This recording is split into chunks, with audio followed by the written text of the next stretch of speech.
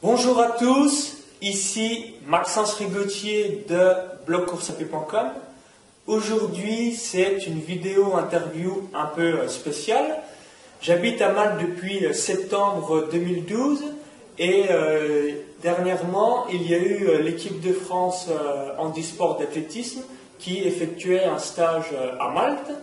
Donc je suis avec l'entraîneur de l'équipe de France de demi-fond et de 400 mètres, Artemon Atujimana.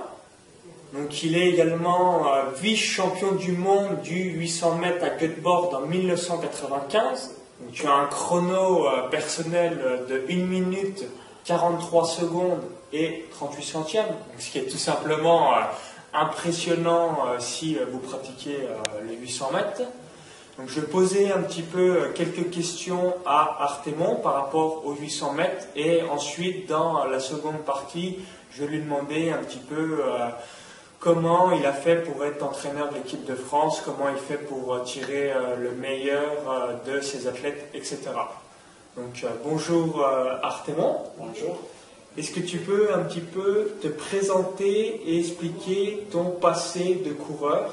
Donc tu également tu es burundais et ensuite tu as été naturalisé français. Oui, exactement. Donc explique-nous ton début dans la course à pied jusqu'à tes sommets et ensuite ta reconversion en tant qu'entraîneur de l'équipe de France handisport pour la partie demi-fond. Oui, donc moi j'ai commencé à m'entraîner, donc j'étais un athlète de 400 mètres. 400 mètres où j'avais une belle performance de 46-76 au 400. J'ai été en demi-finale des championnats du monde junior en 1992 à Séoul. Et à partir de après ces championnats, je me suis entraîné pour voir ce que je peux valoir sur les 800 mètres. D'accord. Cette saison m'a porté chance, donc j'ai pu faire de bonnes performances. Et donc, je rappelle qu'au Burundi, jusqu'à aujourd'hui, on n'a pas une piste synthétique. Donc, on a une piste encendrée où on met les pointes de 9 mm. Comme toi qui habites à Malte, tu as vu la piste des chevaux où ils s'entraînent. C'est pas pratique. C'est pas pratique, c'est la même chose. Et donc, vous voyez, si les pointes de 6 mm, ça ne peut pas tenir. Et donc, il fallait 9 à 12 mm. Donc j'ai pu faire une 51 là-dessus, et puis une 49, et puis une 48.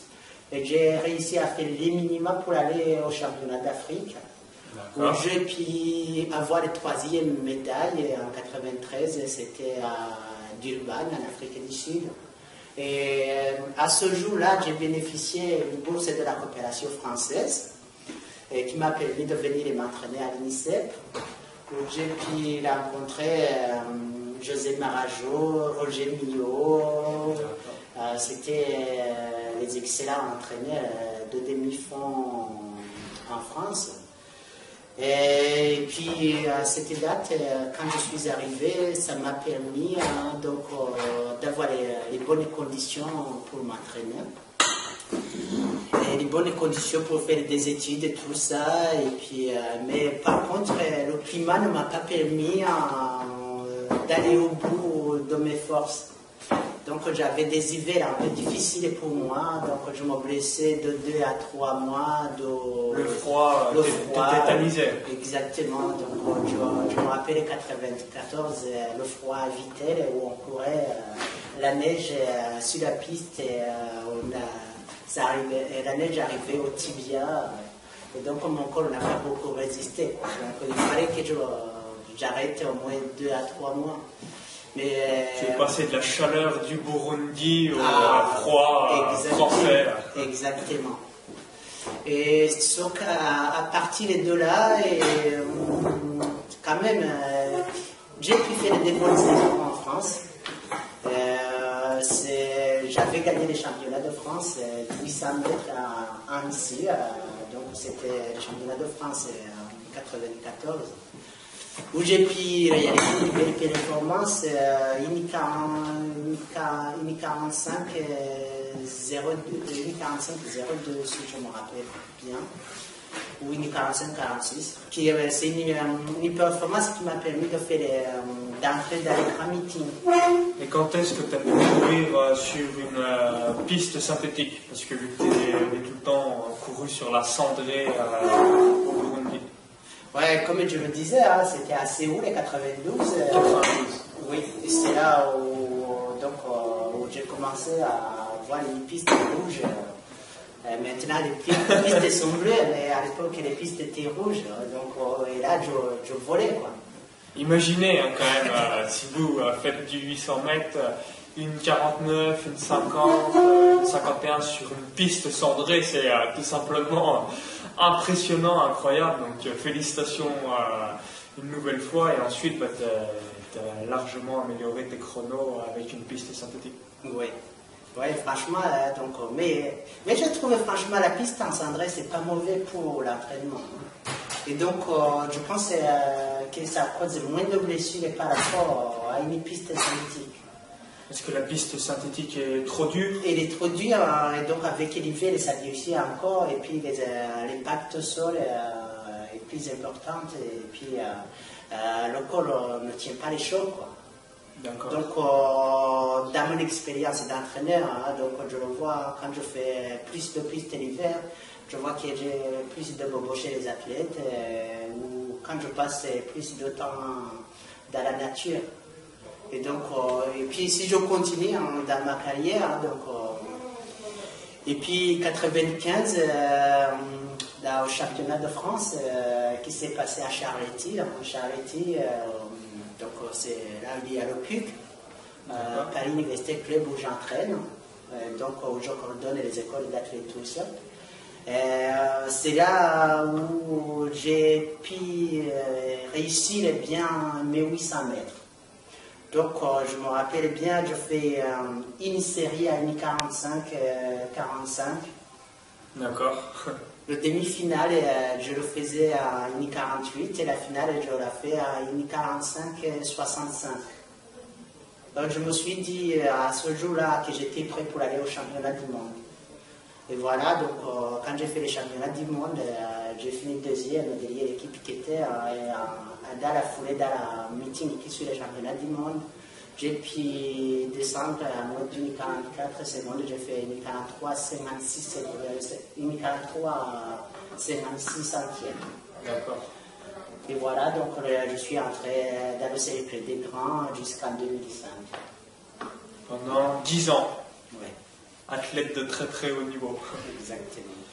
Et pour toutes les personnes qui souhaitent s'améliorer sur 800 mètres, quels sont les types de séances spécifiques à faire pour progresser sur 800 mètres? Ouais. En fait, le 800 mètres, c'est une distance très complexe. Hein, donc, ça demande... il faut être un athlète complet. Donc, c'est un athlète qui fait de tout. Il est fort en musculation, il est fort en vitesse, il est fort en endurance. Et donc, il doit avoir tous les atouts. Toutes les spécificités de l'athlétisme, il doit en avoir.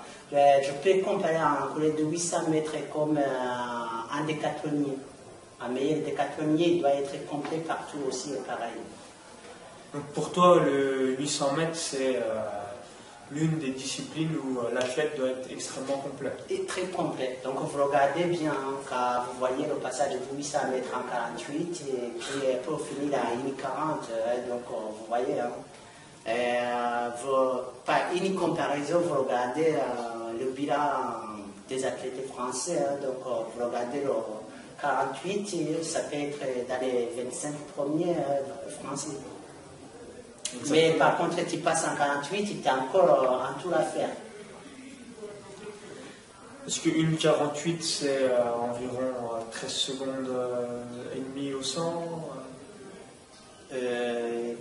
En passant en 48? Ouais. Exactement. C'est exactement ça. D'accord. Et tu faisais alors principalement une séance que des 150 mètres, plusieurs séries, soit des 100, 200, 300, 400. Explique-nous un petit peu quel type d'entraînement, quel type de séance on peut faire pour s'améliorer personnellement sur 800 mètres. En fait, 800 mètres, on le prépare, on le prépare en 3 étapes. D'accord. Et donc, il y a d'octobre vers février, et puis de février jusqu'au mois de mai, et puis les entraînements entre courses, entre compétition, entraînement, compétition. Et donc, vous voyez, et donc de septembre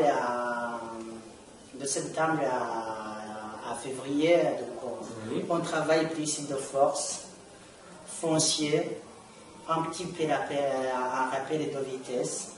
Et quand le climat commence à être très bien, et donc là on commence à travailler des spécifiques, donc du type 800. Et tandis que de septembre, d'octobre et février, donc on fait plus de spray 1500 mètres. Donc tout l'hiver, c'est des aspects généraux. Ça veut dire des muscles. Beaucoup de musculation. Beaucoup de musculation, beaucoup de foncier. Et donc un petit rappel de vitesse.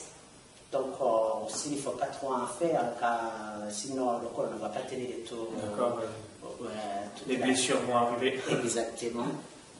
Et pour la musculation, c'est des petites charges avec beaucoup de répétitions ou des grosses charges avec peu de répétitions? Oui, c'est des charges mais légères, donc on ne travaille pas... 15 petites répétitions de quelque chose qui est assez léger. Exactement, donc je pense personnellement, qu'un cours de 800 n'a pas besoin de dépasser 70%.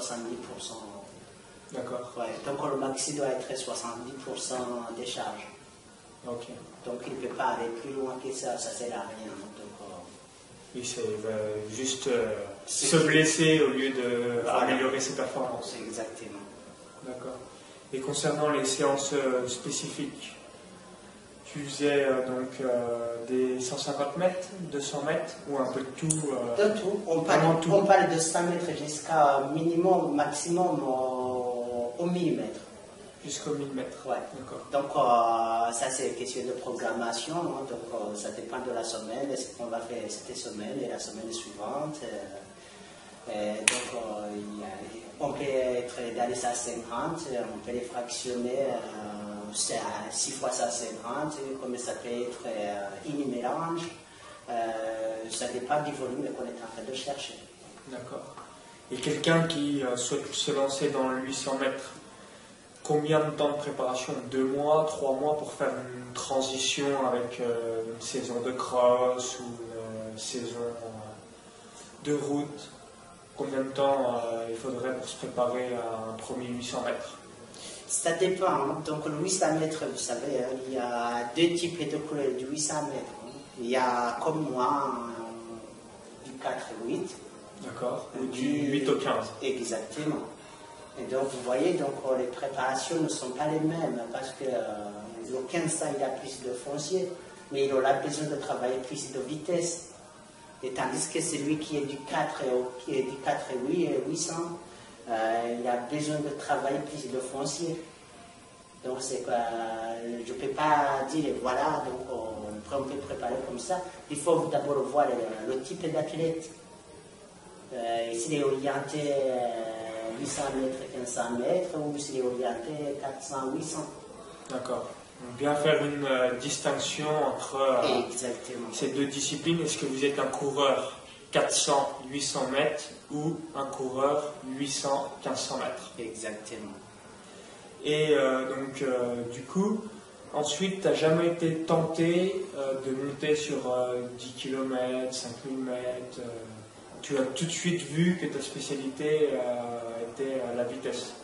Oui, comment tu l'as découvert donc, vous voyez, quand on faisait 46 ou 400, oui, c'est exceptionnel. Rapide. Et donc, beaucoup de gens me posaient cette question. C'est vrai, j'entraîne le demi-fond et le fond, mais ils me demandaient alors, tu as fait combien au 10 km, tu as fait combien au semi? Donc, Moi, personnellement, j'ai jamais couru un 10 km. D'accord. Jamais. Jamais une compétition de 10 km de ta vie. Mais peut-être si je le faisais, je ferais dans les 30 minutes, je ne sais pas. Oui, tu as le niveau pour faire ces temps-là. Ouais.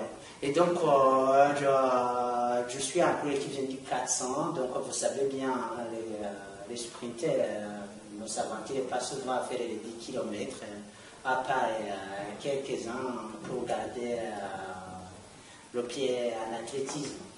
D'accord. Ouais. Mais j'aime bien faire des footings avec les athlètes, donc si je me lance à faire les 10 km, je sais que je peux faire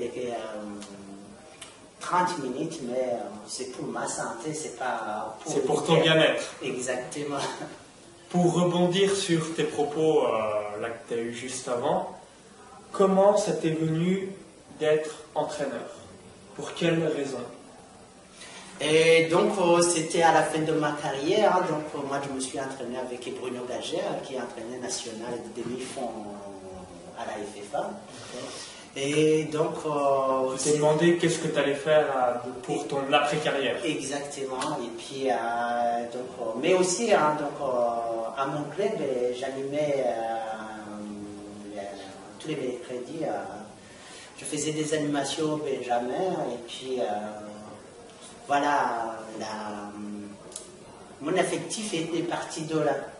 Et donc, servir aux autres, donc, en commençant avec les Benjamins, je voyais que j'ai le feeling avec les enfants, on s'entendait bien, et puis après, je me suis dit, tiens, si je me lance, peut-être, ça peut me faire du bien.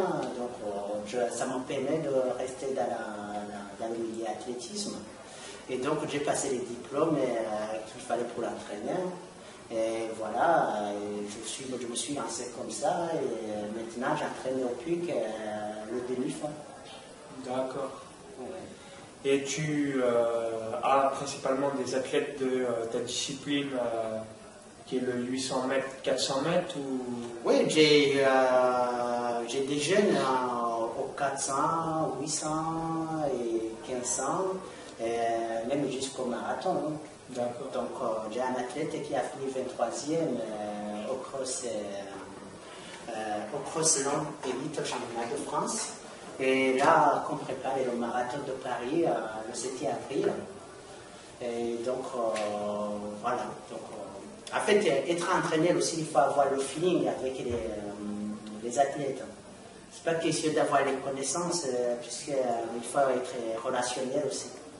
Ouais, apprendre la personnalité et le caractère de ces athlètes. Exactement. Donc, on est avant tout éducateur, il faut savoir ce qu'on fait avec les athlètes.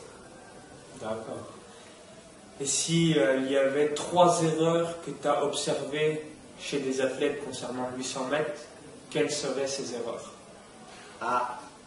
Venant de ton propre vécu ou de celui des autres? Et les erreurs à éviter sur le 800 mètres. Donc, je pense souvent on est stressé de savoir où nous sommes dans la préparation. C'est surtout quand on arrive le mois d'avril, mai, commence à se tester pour voir où on est. Et donc, c'est la période où on commence à monter bien en forme. Et donc, j'ai vu beaucoup des athlètes, c'est surtout les gros tests sur le 600 mètres. D'accord. Et oui, donc quand on arrive à répéter 2 fois 600 mètres, donc ça veut dire qu'on a vidé la batterie. Et quand on attend une course dans des semaines, j'ai remarqué qu'on ne peut pas recharger la batterie tout de suite. Faire une séance de 600 mètres 2 semaines avant une compétition, ouais, grosso modo, on se grille avant. Une séance, je dis bien, genre test. Ah, test sur 600 mètres. Voilà. Où on donne le meilleur de soi-même. Voilà, donc où on part à fond. D'accord. Ça, j'ai remarqué que ça vide la batterie de l'athlète. Donc le corps reste vide pendant quelques jours. D'accord. Ouais. Ça, c'est les erreurs à éviter. Et donc, les autres, deuxième erreur à éviter, c'est surtout un athlète de 800 mètres de faire des séances de 200 mètres ou de 150 mètres rapides dans un état de forme. D'accord. Donc, ça veut dire quand la forme est au sommet, ça c'est quelque chose qu'il faut éviter. Parce qu'on va trop vite. On va trop vite et le muscle il est bien et des fois il peut craquer tout de suite. D'accord. Une blessure, dans la zone suivante. Et qui peut gâcher la saison complète de l'athlète. D'accord. Et toi, tu m'évoquais également que tu as été souvent blessé. Quels sont les types de blessures que tu as eues par rapport aux 800 mètres justement? Donc, quelles sont les blessures que l'on peut avoir quand on est coureur de 800 mètres? Donc les blessures que j'avais souvent, moi, c'est les tendinites. D'accord. Au genou, au tendon d'Achille. Ça m'a jamais aménagé. Donc c'était quelque chose que j'avais. Mais je sais très bien que ça venait du froid souvent. Donc j'ai remarqué que c'était entre octobre et mars. Dès que la chaleur revenait, ton corps chauffait. Exactement. Et tout allait. Ouais.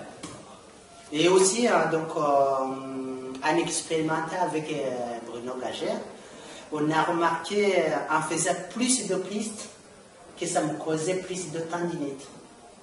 Notre corps n'est pas habitué à trop courir sur la piste. Non, mais je pense que la piste, déjà le corps n'est pas habitué, et la piste elle est trop dure quand ça devient du béton à cause du froid. D'accord. Et donc, j'ai remarqué quand je suis arrivé avec lui en 2000, on est parti dans le parc. On a fait on a balisé quelques distances de 100 mètres jusqu'à 2000 mètres. Et c'était saison. Quand j'ai fait tout ça dans la nature, aucune blessure. D'accord. Ça, c'est une expérience. Tu n'as pas du tout couru une seule fois sur piste synthétique, sauf en nature. Sauf parce qu'à l'INICEP, ils ont de la chance. Il y a une salle couverte. Et donc, en salle, on y allait juste pour faire rappel de vitesse. D'accord. Et donc, où on ne faisait pas des millimètres ou des séries de 600 sur la piste. Tout ça, on le faisait dans la forêt. Donc dans le parc. Et là, aucun bobo. Donc ça c'est une expérience. Et tu as continué du coup Oui. Ouais. Donc, tu as trouvé la solution pour toi. En 2001, c'est là où j'ai battu mon record. Donc ce qui montre que quand le corps est bien. Je pensais arrêter ma carrière en 99, mais en changeant de système d'entraînement, ça a bien marché. D'accord. Et en tant qu'entraîneur, comment retirer le meilleur de l'athlète? Et donc, on a envie de voir son athlète réussir et de toujours qu'il s'améliore. Comment faire en tant qu'entraîneur pour y arriver? Quel est le rôle de l'entraîneur?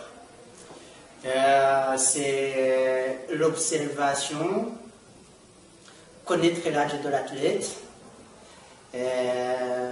faire attention des excès, parce que des fois quand on est entraîneur, on est content d'avoir que l'athlète améliore ses temps à l'entraînement, mais il faut relâcher pour ne pas faire des bêtises et de blessures. Et donc il faut que l'athlète améliore au moins je disais à mes jeunes, donc je ne vous entraîne pas pour faire une saison. Donc c'est pour vous, c'est pour faire au moins 10 ans. Et donc il faut y aller doucement. Donc en cadet, on ne peut pas l'entraîner comme un espoir. Donc, il faut différencier des choses. Étape par étape. Étape par étape. Et donc là, j'ai pensé à le futur. Toujours au moins partir au moins 5 à 6 ans. D'accord. Puisque la majorité, ce sont des élèves et étudiants. Et donc, il faut les donner le goût de rester à l'athlétisme. Ton objectif, c'est ne pas écœurer l'athlète, mais qu'il poursuive. Donc, c'est pas former un champion, donc au champion de France cadet, et en arrivant à l'espoir, on ne voit plus personne. Et je pense que là, ce sont des erreurs qui touchent beaucoup le monde de l'athlétisme. Donc, vous remarquez, beaucoup de bons cadets. Pour toi, il y a beaucoup trop d'entraîneurs qui poussent sur... non, je ne sais pas si c'est bon. Non, je ne sais pas si s'ils poussent ou non, mais j'ai remarqué qu'il y a beaucoup de cadets qui sont très forts. Souvent, on ne les voit pas on les voit pas dans les seniors. D'accord, soit ils ont arrêté parce qu'ils en avaient marre. Voilà. Est-ce qu'ils ont donné trop? Est-ce qu'ils sont empêchés par les études? Donc il y a multiples questions. Donc il y a beaucoup de paramètres. Donc aussi il y a la vie à côté. Donc il faut savoir. Mais ce qui était bon, qui a essayé d'aller dans les centres, souvent ça ne tenait pas beaucoup. Est-ce qu'ils étaient entraînés trop tôt? Est-ce qu'ils avaient... ils étaient impressionnés par les centres, donc vous voyez, il y a beaucoup de questions à se poser. Donc je laisse la question au DTN. Je comprends. Moi, je suis un entraîneur de 10 clubs, donc je ne veux pas être des noms. D'accord. Et quand tu reçois un athlète, tu lui poses un petit peu des questions par rapport à son passé pour adapter un plan d'entraînement spécifique à ses besoins, ou tu te fixes essentiellement par rapport à son objectif futur. S'il te dit, là maintenant je vais faire un 800 mètres avec tel chronomètre, tu ne te préoccupes pas de son passé, comment tu procèdes? Si, donc il y en a qui s'aventurent, donc tu arrives et tu as fait 2 minutes et 3, tu vas dire que tu veux faire une 56, et donc c'est pas dans cette année qu'il faut le faire, donc il faut compter au moins deuxième année avec l'entraîneur. Donc, objectif, il faut lui apprendre à travailler bien. D'accord. Et concernant le stress du jour J de la compétition, parce que certaines fois, on peut avoir fait un programme d'entraînement parfait, les chronos vont bien, et le jour de la course, parce qu'on a perdu ses moyens, parce qu'on n'a quasiment pas dormi la veille ou pour des raisons X ou Y, on passe complètement à côté de sa course. En tant qu'entraîneur, comment faire pour que l'athlète soit présent le jour J de la compétition, ne soit pas tétanisé, angoissé, stressé par rapport à sa compétition? Oui, donc j'ai déjà vu ça. Donc, il y a 2 types d'athlètes. Il y a les athlètes qui stressent, mais les stress, ce qui deviennent des bons athlètes. Donc le stress, au lieu de le transformer en énergie négative, et il le transforme en énergie positive. Ça veut dire que tu as mal dormi, que tu es pris, non. Ça veut dire qu'il faut savoir dans la tête ce que tu veux faire. Il y en a d'autres athlètes où ils sont très bien à l'entraînement, ils sont au sommet, même ils battent tout le monde, et en compétition, ils arrivent, on ne les voit pas. Ils font un 600 mètres. Ils se combattent par leurs amis de l'entraînement? Non, mais c'est question au niveau de la tête. Donc, il y a un blocage mental, moi j'en fais partie un petit peu. Oui, il y a un blocage mental. Et donc souvent, c'est les athlètes qui s'entraînent dans les groupes. Donc de toute façon, tout le monde doit passer par les groupes. Mais vous remarquerez, beaucoup d'athlètes, c'est les athlètes qui ont envie de battre les autres pendant l'entraînement. Et le jour J de la compétition, c'est eux qui partent dans le fossé. D'accord. Et ce qui était derrière tranquillement, parce qu'ils savent bien que c'est le jour où on donne tout, et donc c'est eux qui montent. Et cet athlète, il est difficile à expliquer qu'en compétition, et que l'entraînement n'est pas une compétition et donc ils sont stressés de nature en fait. D'accord, ils veulent tout le temps... Et réussir à l'entraînement et donc je suis devant. Mais le jour de la compétition, comme quoi il a tout donné à l'entraînement, et l'entraîneur aussi ne peut pas tout contrôler, hein, puisque tu peux passer n'importe quel test, il est là hein, à ce niveau. Mais après, quand il regarde sa compétition, il est en dessous. On ne sait pas pourquoi, donc il ne peut pas s'alimenter ça. C'est parce qu'il donne trop à l'entraînement. En fait, il est en vitesse tout le temps. Et quels sont les conseils que tu donnes généralement à des athlètes comme ceux-là? Tu leur dis doucement à l'entraînement, on se calme un petit peu ou, oui, on essaye de voir un athlète son niveau. On essaie de lui expliquer quelques passages très simples. Le passage sur la 100 mètres, s'il va faire un 600 mètres. Et aussi, c'est un athlète qui peut faire une 40. Je parle les jeunes. Une 40. Et donc, il ne faut pas. Donc, lui, qu'est-ce qu'il va faire? Des fois, il va t'impressionner, qui est capable de faire une 30. Et donc, c'est là qu'il faut se battre, en fait. D'accord. Puisque là, il a déjà fait sa compétition. Les meilleurs à l'entraînement qu'en compétition. Oui, exactement. Et donc, il va t'impressionner que ce qu'il lui a donné, c'était nul, qu'il est meilleur de ça.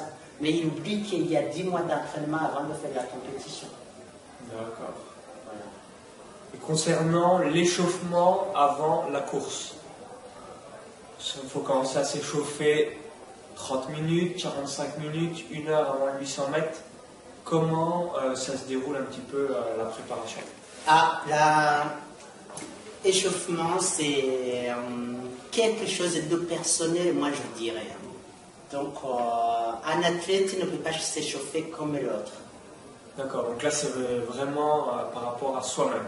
C'est à soi-même.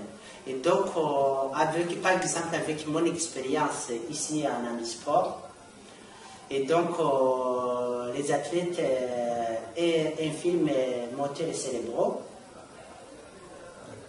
et les déficients visuels, les amputés ne peuvent pas s'échauffer de la même façon. Logique. C'est la même chose chez les valides. Et donc, il y en a qui ont besoin, donc l'échauffement c'est mental maintenant. Donc, il y en a qui aiment bien faire l'échauffement la veille. Et le jour J, il n'y a pas de réveil musculaire. Ils arrivent sur le stade 2 heures avant. Il y en a qui commencent par les étirements. Il y en a qui aiment faire 20 minutes avant la course. 20 minutes de footing. De footing. Et il y en a d'autres qui disent ouais, il faut que je commence tôt. Donc j'ai. Pour être sûr d'être prêt et échauffé. Voilà. Et donc ça, je pense que c'est un entraîneur à observer l'athlète. Et puis après lui apprendre comment il va faire son échauffement. D'accord. Puisqu'il n'y a pas une règle d'échauffement. Donc chaque corps doit à sa pile. C'est l'énergie. Donc il y a du lacet, comme il peut y avoir, je ne sais pas quoi. Vous voyez? Donc chacun s'échauffe de sa façon. Et je ne peux pas dire que le bon échauffement, ça peut être ça. Donc, je ne crois pas que ça peut compter, ça peut faire du bien à tout le monde. Ok. Donc, l'échauffement, il y en a qui aiment bien. On peut s'échauffer 15 minutes en faisant plus de gammes. On est bien. Comme quoi, on peut faire 30 minutes, moins de gammes. On est bien. Ça dépend. D'accord, c'est vraiment en fonction de chacun. C'est en fonction de chacun. Certaines personnes vont faire un petit footing, ensuite faire leur gamme et finir par quelques sprints. Et d'autres vont faire beaucoup moins ou voire beaucoup plus. Exactement. Donc l'échauffement, je trouve que c'est un peu individuel. C'est l'entraîneur personnel qui peut guider l'athlète. Le jour de la course, peut-être là, tu t'es beaucoup échauffé, donc ça veut dire que tu as tout vidé pendant l'échauffement. Et donc, pour la course suivante, on va essayer de s'échauffer moins. Et l'autre jour, donc troisième compétition, peut-être on va faire un petit footing et plus de gamme. Et c'est l'entraîneur et l'athlète qui doivent expérimenter ce genre d'échauffement avant la course. D'accord. Et pour finir sur une dernière question, combien de temps avant une course de 800 mètres doit-on faire son dernier repas? Et également, est-ce qu'il y a un aliment que l'on doit manger? Donc tu me disais tout à l'heure, en dehors de l'interview, que non, toi, tu mangeais normalement. Combien de temps avant le départ du 800 mètres de sa compétition on doit faire son dernier repas pour être sûr d'être parfait à 100% au moment de la course? Donc 4h30, 5h, c'est parfait. Hein. Donc on est sur les qu'on a digéré. Hein. Donc, moi, je ne suis pas quelqu'un qui grignote, donc ça me convenait très bien. J'ai jamais eu un problème d'indigestion. Donc, entre 4 à 5 heures avant. Oui. Même 5 heures, c'est parfait. Mieux. Ouais, c'est bien digéré. On a bien digéré tout ce qu'on a mangé. Donc il faut éviter de manger gras. Qui peut rester beaucoup sur l'estomac. Et je déconseille le beef steak. Tu déconseilles? Je déconseille le jour de beef steak. Le jour de la compétition, comme le jour d'entraînement d'ailleurs. Et donc, et pour quel motif? Et parce que ça ne se digère pas bien, donc ça reste ici l'estomac longtemps possible. Et puis, mauvaise expérience. Okay. Et puis, il faut bien manger, donc normalement, il ne faut pas stresser, puisque si l'estomac est vide aussi, hein, c'est une performance de moins. Moi, personnellement, je mangeais plus de pâtes. Le jour de la compétition, c'est quelque chose qui se digère bien. D'accord. Ouais. Et si je mets de la viande là-dessus, c'était la viande blanche.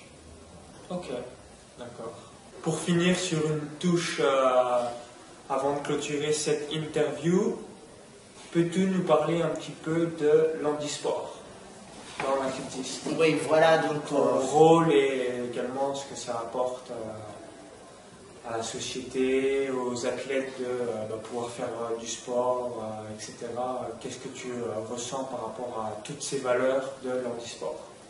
Et donc, c'est quelque chose que je conseille à tous les entraîneurs, franchement, de faire l'expérience dedans. Ce sont des athlètes comme tout le monde, mais ils donnent plus de tout le monde. Et ils donnent plus l'image d'un athlète qui a envie de réussir. Et donc, ça, on a remarqué. Hein. Donc, moi, j'ai connu l'handisport, c'était en 2001 quand ils se préparaient pour aller à Sydney. Je me rappelle, on était à Montpellier, je prenais le bras à la Jiva, j'essayais de le guider sur la pelouse, et depuis, voilà, j'ai eu l'amour avec ce sport. En étant entraîneur national, j'ai commencé en 2010, mais avant, je faisais des formations pour les gens qui vont s'occuper de l'handisport. C'était très émouvant. Et c'était génial. Maintenant, donc, je suis le 400 et le 800 mètres au niveau national et le demi-fond au niveau national. C'est les athlètes qui se donnent. Donc, mais le problème, c'est qu'il faut les détecter chez les jeunes. Et puis, il y en a qui n'aiment pas trop savoir qu'ils sont handicapés, c'est surtout chez les déficients visuels.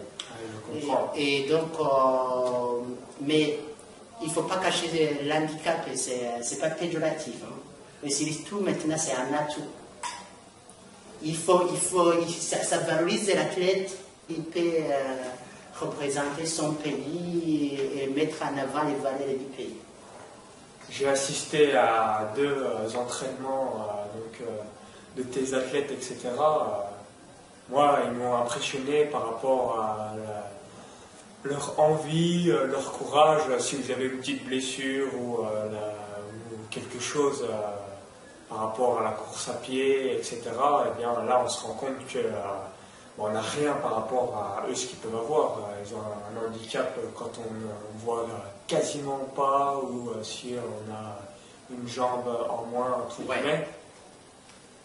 Je leur dis chapeau, je leur dis respect, parce que c'est vraiment impressionnant mais de voir ce qui est impressionnant, c'est que cet athlète, il continuait à donner plus, alors qu'il nous valide. On a tendance d'aller rester 4 jours à la maison à gérer dans le confort. Mais lui, en fait, si on ne le freine pas, il va chercher encore de se donner. Et donc, il faut l'écouter. Donc, en handisport, il faut les écouter. Il faut savoir ce qu'ils ont et arrêter quand il est tôt. Quand il est trop tard, c'est compliqué. Vous savez, il y a plusieurs handicaps. Et c'est surtout ce qui est compliqué, c'est chez les IMC. C'est complexe. C'est des personnes qui ne savent pas s'ils sont fatigués, s'ils ne sont pas fatigués. Mais ils aiment bien donner trop. Ils vont tout le temps s'entraîner. Exactement. L'entraînement, c'est la compétition aussi. D'accord. Voilà. Écoute, merci pour cette interview réalisée à Malte. L'équipe de France d'athlétisme handisport s'est entraînée pour un stage dans le cadre des championnats du monde d'athlétisme qui auront lieu à Lyon. Donc une nouvelle fois, merci pour cette interview et à bientôt pour de nouvelles vidéos de course à pied. Merci. Bye.